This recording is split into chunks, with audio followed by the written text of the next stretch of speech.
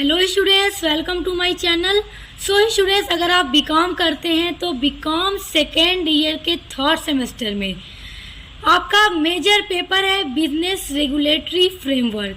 देखिए, ये आपके पेपर का नाम है बिजनेस रेगुलेटरी फ्रेमवर्क और बीकॉम सेकेंड ईयर के थर्ड सेमेस्टर वाले स्टूडेंट्स को ये मेजर सब्जेक्ट में पढ़ना है।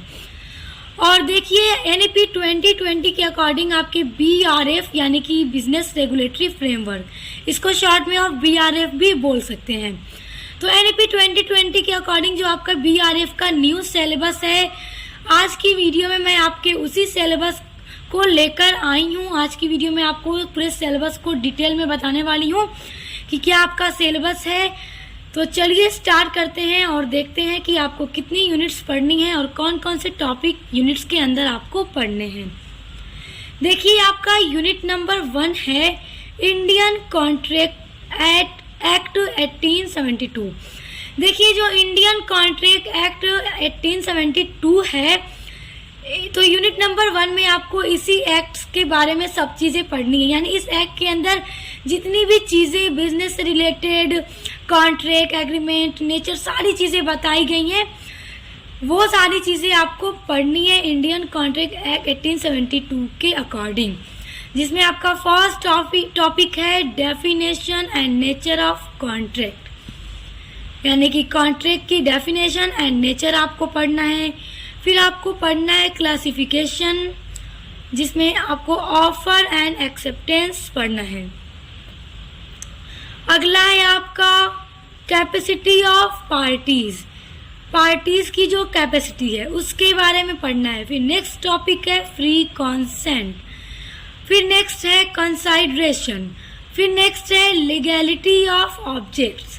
ये देखिए, ये कुछ टॉपिक्स आपके यूनिट नंबर 1 के हैं। इसमें आपको टोटल 20 लेक्चर्स को पढ़ना होगा।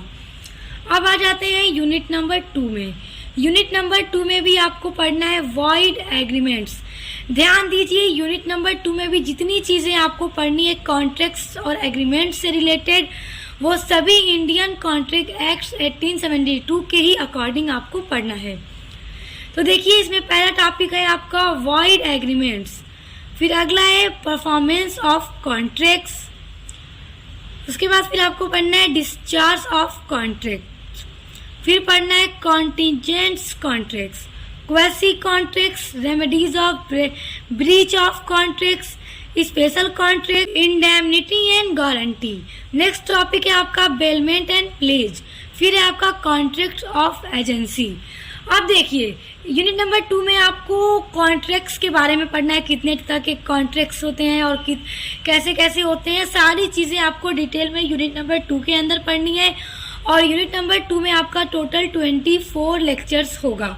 अब देखिए, यूनिट नंबर 1 एंड 2 मैंने आपको पहले ही बता दिया, इंडियन कॉन्ट्रैक्ट एक्ट से रिलेटेड पढ़ना है। और देखिए, आपकी यूनिट नंबर 1 एंड 2 जो है वो टोटल 15 चैप्टर्स में बटी हुई है।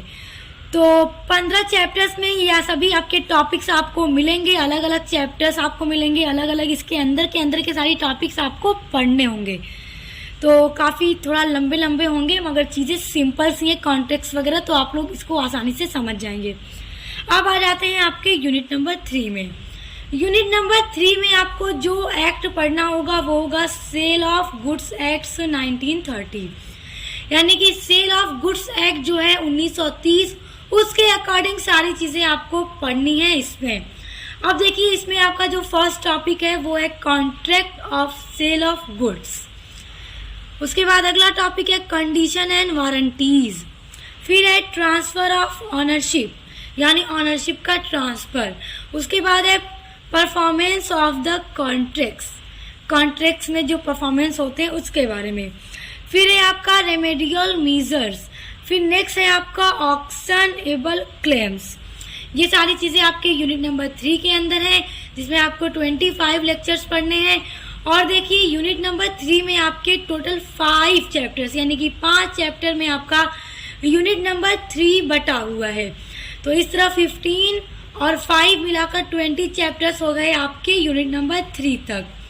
आई होप यूनिट नंबर 3 तक आप सब समझ गए आपको क्या क्या चीज़ें पढ़नी है।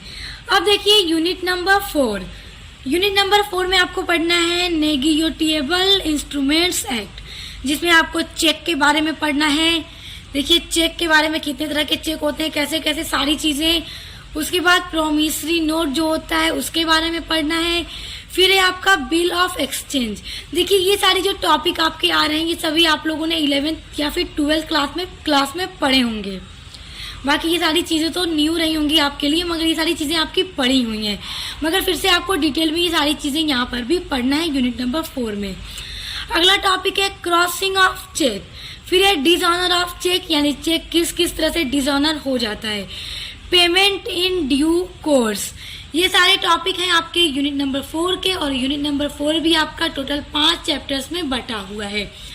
स्टूडेंट्स देखिए ये जो 4 यूनिट्स मैंने आपकी बताई हैं ये है आपके पूरा बिजनेस रेगुलेटरी फ्रेमवर्क का सिलेबस।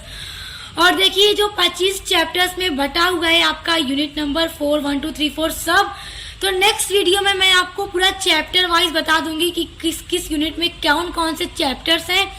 आप जब चैप्टर्स को पूरा जान जाएंगे ना तो आप इजिली उसको पढ़ पाएंगे, क्योंकि जब आप चैप्टर जानेंगे तो इजिली एक एक चैप्टर निकाल के पढ़ना शुरू कीजिएगा और आसानी से आप लोग पढ़ भी लेंगे। और स्टूडेंट्स देखिए मैं इसी के साथ साथ जो आपका बीआरएफ का इम्पोर्टेंट एमसीक्यू होगा जो आपके एग्जाम में पूछा जाएगा, तो मैं सभी यूनिट्स का जितने भी यहाँ पर एक्ट आपके यूनिट्स के अंदर दिए गए सभी यूनिट्स का इम्पोर्टेंट एमसीक्यू की वीडियोस भी लेकर आऊंगी, जिससे आप तैयारी करके अपने एग्जाम को बहुत अच्छा कर सकते हैं, एग्जाम में बहुत अच्छे मार्क्स ले आ सकते हैं। तो चैनल को सब्सक्राइब कर लीजिए ताकि जैसे ही वीडियोस आए आपको नोटिफिकेशन मिल जाए। और देखिए मैं इसका मॉडल पेपर भी अपलोड करूंगी, तो चलिए इसके लिए आप चैनल को सब्सक्राइब कीजिए ताकि आने वाले वीडियोस के नोटिफिकेशन आपको मिलते रहे। अब मिलते हैं नेक्स्ट वीडियो के साथ।